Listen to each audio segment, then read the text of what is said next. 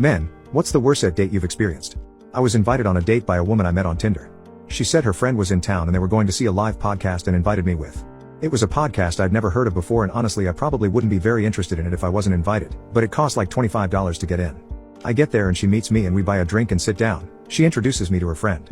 They then proceed to talk to each other, not involving me in conversation at all. Then some guy comes along and sits next to her friend. He introduces himself to me, and I thought he was just being friendly. After the podcast, my date and her friend are still talking to each other and ignoring me. This guy who introduced himself to me is kind of following us and he starts having a conversation with me, which is fine because my date wasn't talking to me at all.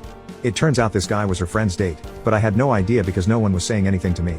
The girls then wanted to meet the guy who was doing the podcast, so we waited in line for a while. Of course the girls never said anything to us guys. The girls then started talking to another woman in line and seemed to make a friend. After they got to meet the guy who did the podcast, my date's friend turns to us guys and says, well, we think we're going to have a girls' night out now. So our dates and the woman they met just left to